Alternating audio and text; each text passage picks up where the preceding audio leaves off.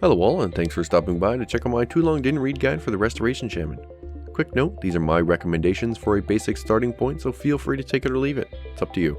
So let's kick things off first with the stat priorities. Resto Shamans are somewhat lucky with their stats as they aren't all that far off from each other. The majority of the time, the higher eye level will almost always win out. If you're comparing equivalent eye level pieces, crit and mastery will come out front, followed by haste, then versatility. This is a very good starting point, but is by no means definitive.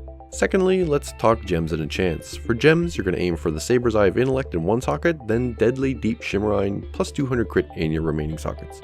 For your enchants, it's Mark of the Ancient Priestess on your neck, Binding of Intellect on your cloak, and Binding of Critical Strike on your rings.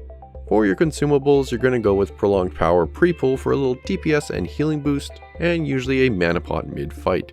If mana is of no concern, another Prolonged Power is your best bet. For a flask, of course, it's the Whispered Pact for the added intellect.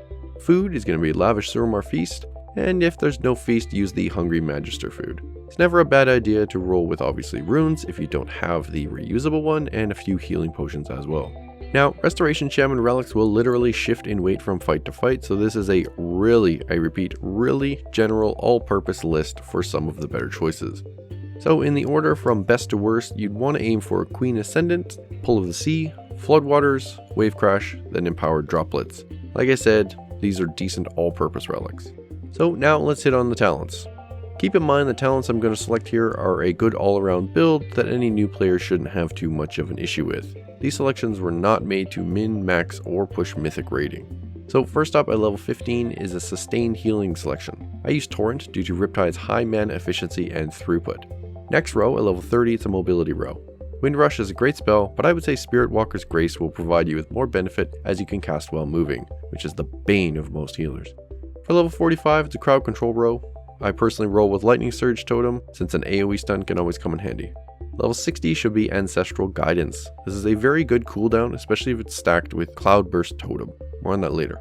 For level 75, it's sort of a utility row. I would say go with Ancestral Vigor, as it increases the survivability of anyone hit by certain heals. Try to maintain this on tanks as best you can. For level 90, it's a toss-up between Cloudburst and Echo of Elements. I would say Echo if you're just starting out and you really want to learn, but Cloudburst can add amazing throughput at a very low mana cost.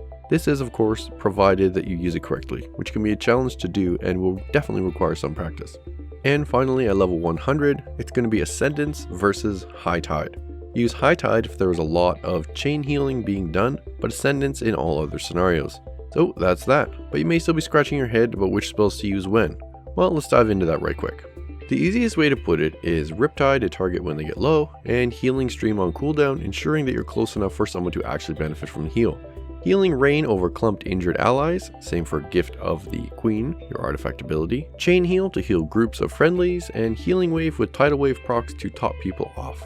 You can also consume your Tidal Wave procs on Healing Surge for a really quick big heal, but this will drain your mana fast. That's really pretty much it for the Resto Shaman. It's pretty straightforward.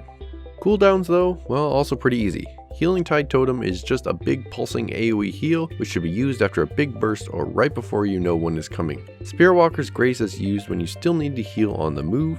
Ancestral Guidance and Ascendance, which are, again, heal per second increases, should be used as need be, usually during burst healing phases. Then there's Spirit Link Totem. This one is kind of hard to describe how to best use it. This ability is one of the most unique abilities in WoW, since it causes all players within to essentially share a health pool. Honestly, you're gonna just need to fiddle around with this one to figure out when it's best to be used on each fight. Note though, it does add a 10% damage reduction. And finally the big one, Bloodlust or Heroism.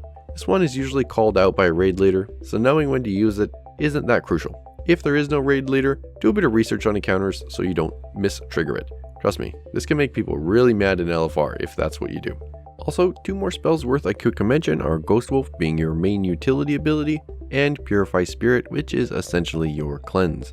So with that, we're all done. If you like this video, hit the like button, subscribe for more guides and videos in the future, and let me know what you think in the comments down below. Thanks for watching, I will see you in the next one.